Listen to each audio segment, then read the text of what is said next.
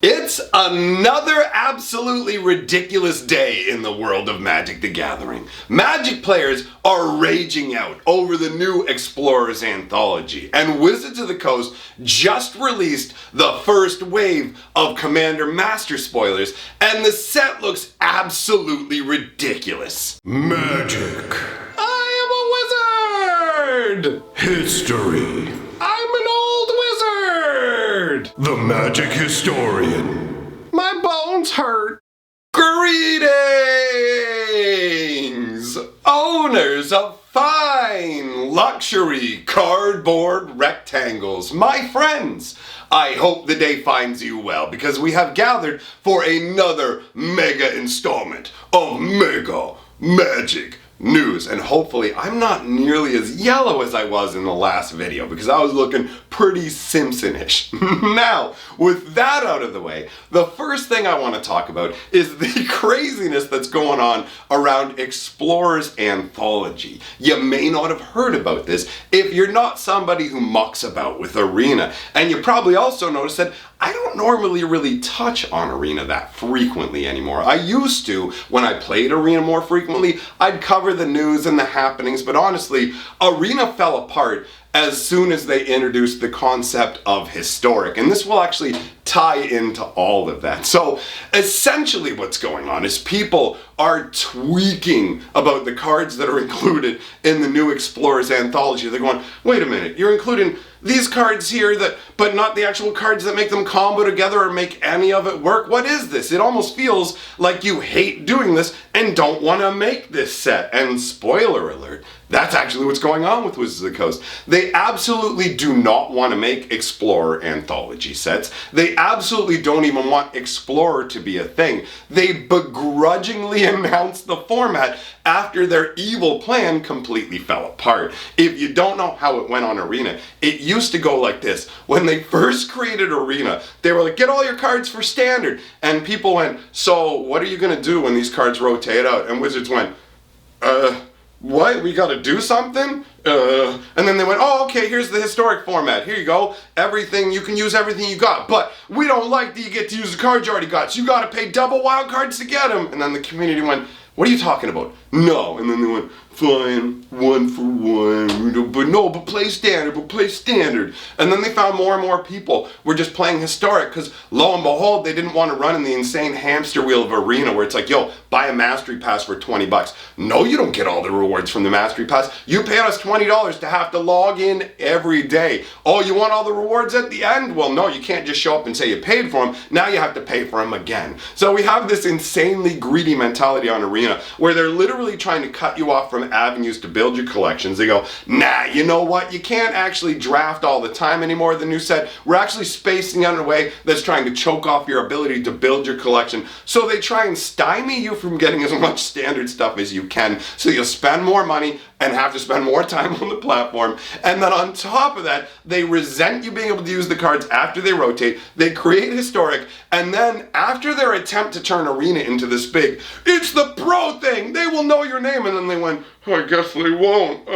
Yeah, it's not about that anymore. Actually, Magic's Arena's Hearthstone now, so check it out. We're going to constantly change all the cards and update things. We're creating this awesome new format, guy. It's called Alchemy. Here's how it works. We can constantly change cards. Nothing will ever need to be banned. Flash forward to them banning Grinning Ignis in the format and going, I thought you said that you would change cards. Well, we have to ban Grinning Ignis because we need to stop the combo. And if we changed how Grinning Ignis worked, it would stop the combo. And it's like, so tell us the truth. You don't want to spend the money to edit a card when you can give people uncommon wild cards, but when you've got to give them the rare wild cards back, that's when you go, oh, no, we'll tweak things. And we definitely, like when they banned Grinning Ignis, the two cards that they didn't ban still continued to be a massive problem. It solved nothing. So you've got this format, Alchemy. It's forced into Historic. Before, Historic was a non-rotating format. You could just play with all of your cards. Now, they're constantly tweaking and changing everything. And people stampeded out of Arena. They stampeded. And Wizards went, it's not fair. We don't want a non-rotating format. How dare you as the players demand that you can use your cards the way that we made them and expect us to balance things properly? And it's not fair. fear. But, you know, after they threw the tantrum inside, they went, well, why don't we just lie to these idiots? Oh, you guys want Pioneer? Okay, cool. We could actually put a bunch of Pioneer stuff here and actually give you a Pioneer format, but we got a way better idea.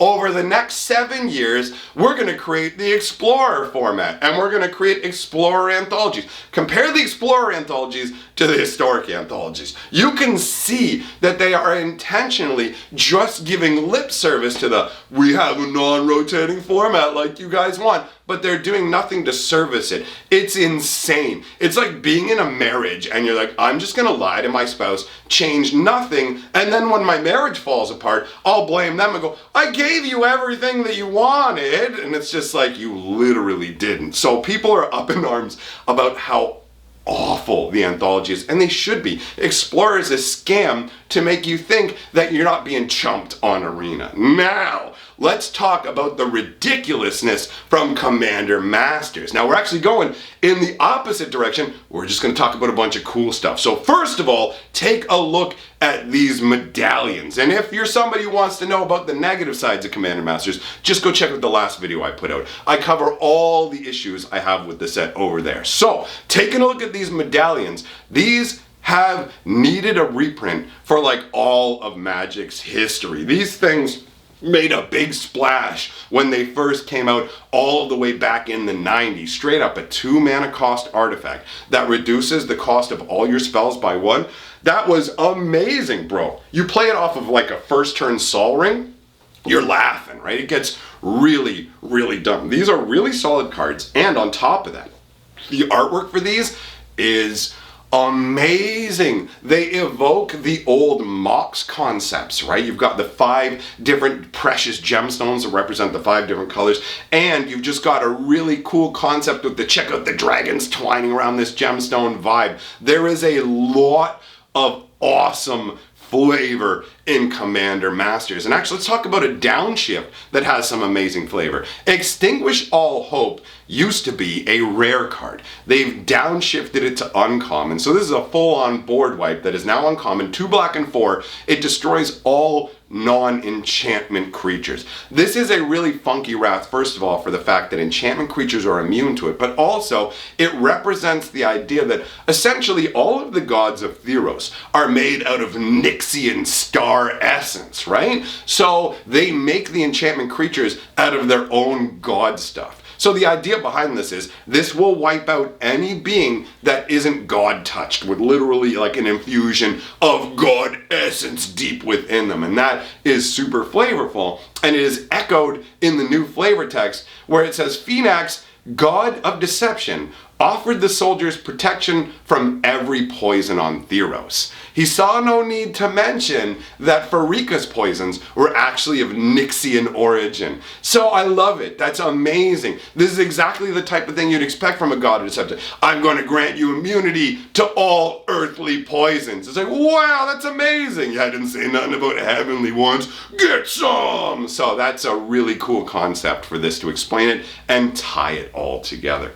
The next insane reprint with crazy cool flavor is Path of Ancestry. Now, this is one of those cards that we have seen 100 million times, right? They slap them in a ton of the commander decks. It's a very solid concept. When it comes into play, obviously it comes into play tap, but that doesn't matter. It gives you a mana of any color in your commander's color identity. So it fits into any commander deck. It's an easy toss in, but I picked this one because the flavor concept, the artwork on this is absolutely amazing. I stared at it for a little while and went, yo, wait a minute, bro.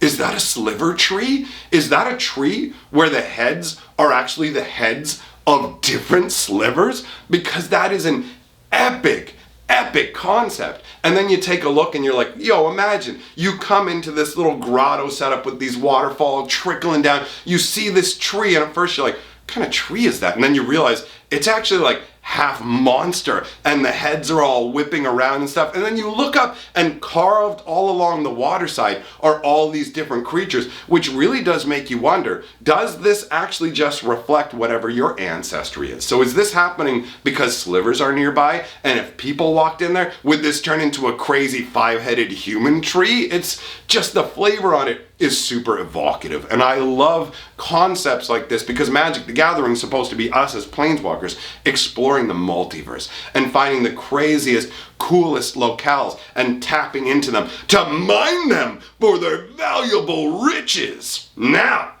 the next card I want to talk about is Arcane Signet. I first of all like the fact that this actually carries over the original Arcane Signet artwork. Arcane Signet's a wild card to me, where Wizards just went, yo, you like talismans? How about we just make a mana rock that's guaranteed to go into every commander deck and makes talismans look like junk in comparison, right? This is a very, very solid card, and it was originally created to push the concept of Brawl back in the Dominaria days. So that's why I think it ended up so strong, is they wanted to be, yo, buy these standard decks to play Commander with when they were trying to force Brawl as a bigger thing. But unfortunately, since they didn't really support Brawl, it kind of collapsed. Now, the flavor text on this Arcane Signet is sick. It said Matic had only taken the ring to appease his grandmother when she'd pressed it insistently into his palm.